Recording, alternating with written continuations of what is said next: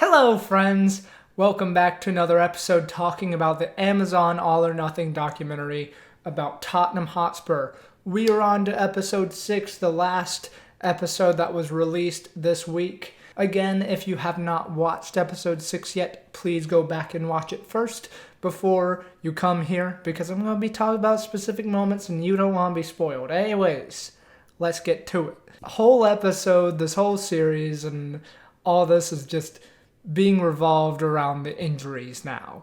As soon as, you get one person back, you lose another. Like, Hugo was coming back, things were looking up, and then Harry gets out, and then Musa gets out.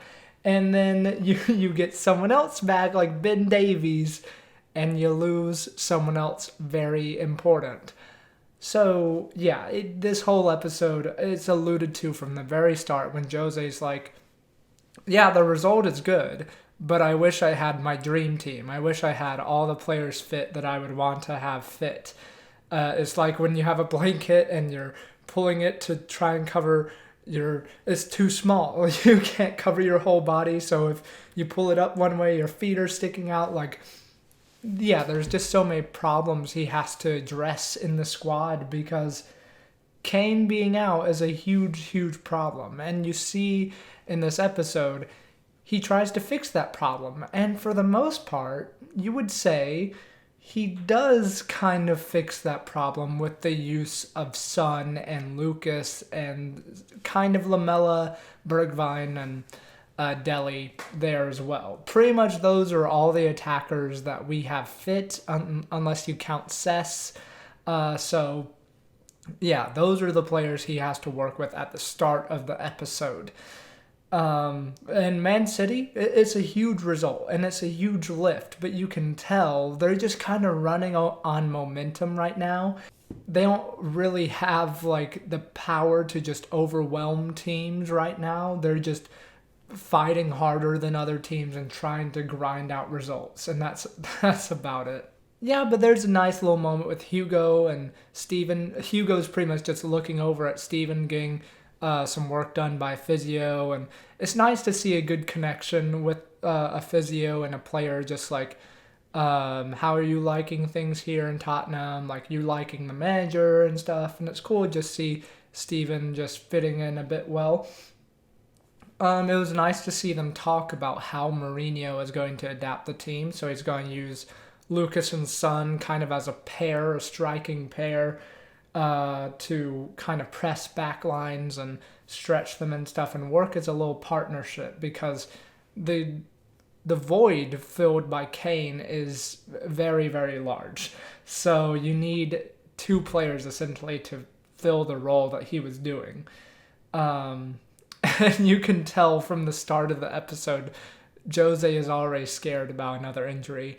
When Son is out on the training course, he's like, don't sprint full out, just, jog, warm up and stuff, don't strain, we don't need you to strain. It's a little bit of foreshadowing in the start of the episode. It's also nice that they touched on Lamella as an attacking output. I think he's very, very key if you're going to be missing a striker. There's a few attributes he has that can kind of fill the role of a striker, and we did try him as a striker once or twice.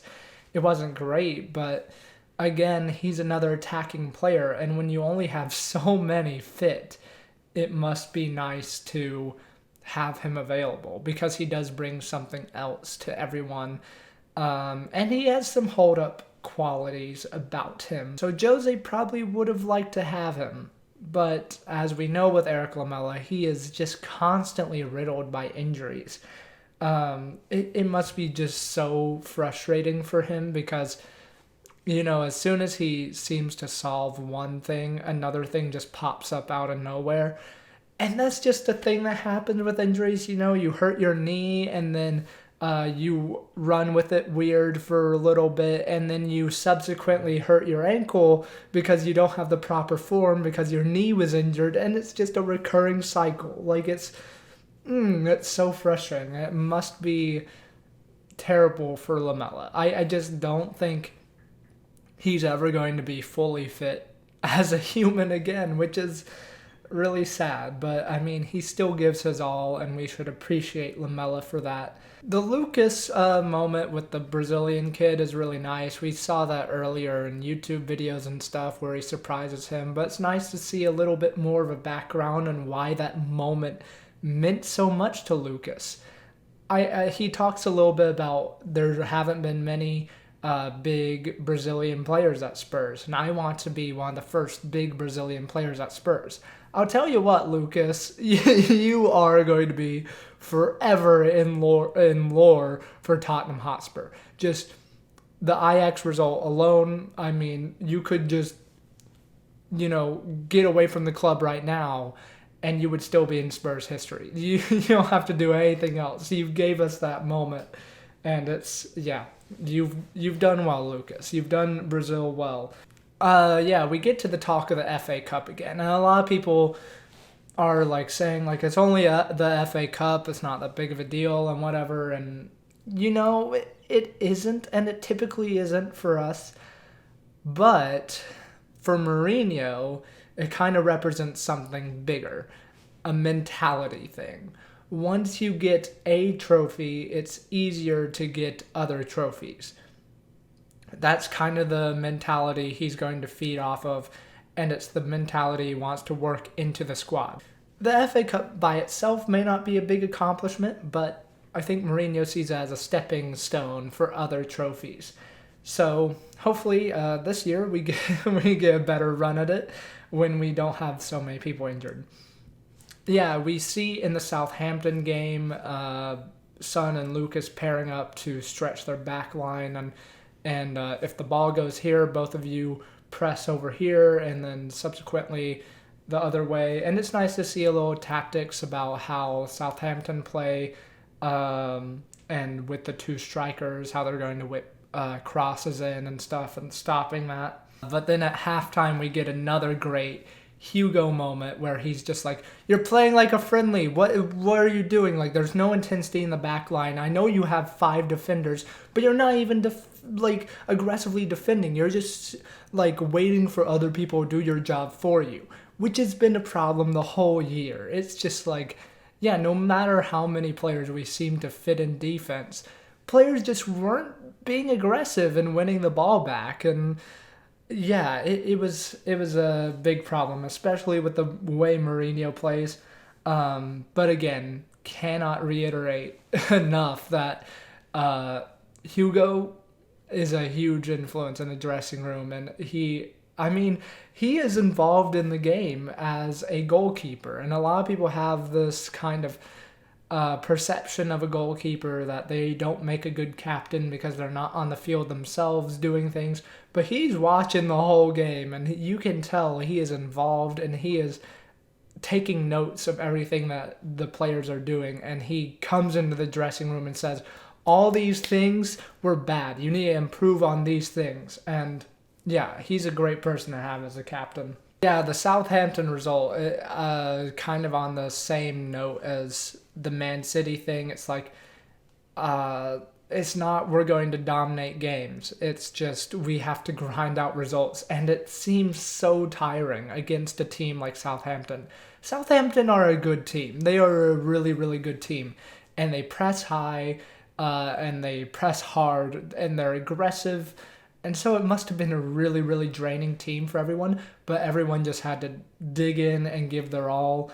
And it just seems like we never had an easy game, and the documentary definitely makes note of that.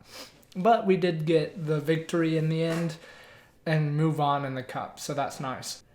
There were a few other injuries that kind of glossed over during this time.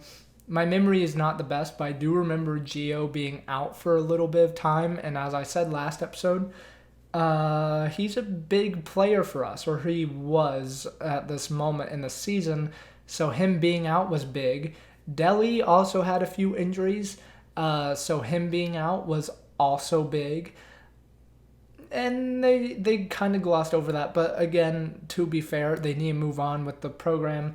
And those were minor knocks, and they came back pretty fast. But yeah, there's too many injuries to cover for them, to be fair.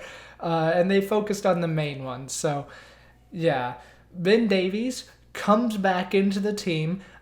I mean, you can tell how big of an influence Ben Davies is. Just a solid left back at this time. We were just working with Cess, Tanganga, and Vertonghen as left backs, which, none of them are really natural left backs. Cess isn't yet. Um, so it's nice to have just a natural left back there who's been playing there his whole career, basically. And Ben is pretty solid, and it's nice to have Ben back. But as we know with this season, as soon as something goes right, as soon as you have one of those big players back, one of those key first team players back that would start most games, something bad happens. And we get to the Aston Villa game where Son has that heroic game of breaking his arm, fracturing his elbow, and then going on to score twice. I mean, I guess he just powered through with adrenaline, but it's so obvious looking back, especially at the halftime when he's just kind of holding his arm and kind of testing it out and kind of wondering what's going on with it. And he looked in pain when he was on the field sometimes. It's just, yeah, there were. It's easy looking back to say wow, he was in a lot of pain, but still to do what he did is just kind of absurd. He must have just been running on adrenaline, but you could tell when he scored the third goal to win us the game, he was in pain. He was running away, but I think the adrenaline just wore off or something because he was holding his arm and he was don't jump on me, don't jump on me. Yeah. And then subsequently the next day, no one wants to believe this is going to be a big injury. And usually with arm injuries, they aren't that big of a deal sometimes. I don't know, players play with broken fingers sometimes and fractured this or that or the other. But this turned out to be a big issue, which is the last thing we needed. And you could tell from just the conversation with the physios that Son might have known it was worse than he was letting on. Yeah, he didn't want to get a scan because he knew if he got a scan it would show everything, and he didn't want to make the problem bigger than he thought was.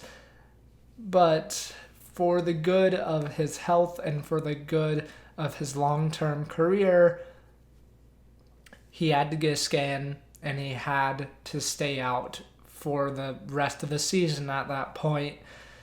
Yeah, I mean, how the hell do you field a team without Son and Kane? It seemed like as soon as we figured out a tactic to score goals, to work without Harry Kane, because that's going to be how we were going to play until the end of the season, we lose the next biggest player, Heung-min Son.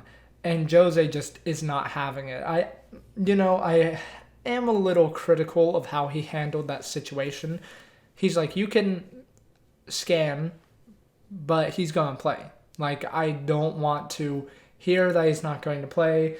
He seems very, very reluctant to accept this injury, and he wants him to power through it, and he wants him to be fit, obviously. And I completely understand that. It's just a bit much from Mourinho, but again, at this time, I understand his frustration. Hugo even says that it's such a hard situation to deal with. I mean, as soon as you figure out your tactic, as soon as you figure out how you're going to play, get results and stuff, you lose another thing that was driving the momentum to grind out those results. It was hard enough even with Son and no Kane, and now it's just going to be harder. And it seemed like past that point in the season, it was just all for nothing. Like, it was not all or nothing, it was just nothing. Yeah, this is the point in the season that is not pretty. It's just, wow, we have Lamella, Deli, Lucas, and Bergvine, and he's not even eligible for the cup competitions. So it's just, those are our attackers. Somehow, some way, we need to score the goals to win games because our defense isn't even that solid yet. Yeah, not a pretty moment in Tottenham Hotspur's history. It just, it just felt like we couldn't grind out results anymore. Jose was saying we aren't going to sit down and just let teams take us. Other teams are going to say we're weak and we can kill Tottenham, and we aren't going to go down without a fight. The problem is that we just can't put up much of a fight with the players that we had.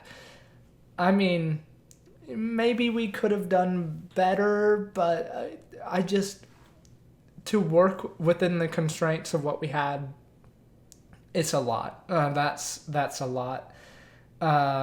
It's just, it all felt hopeless. It all just felt like we're going to do as best we can, but if things don't go our way, so be it. What can you do at this point in the season?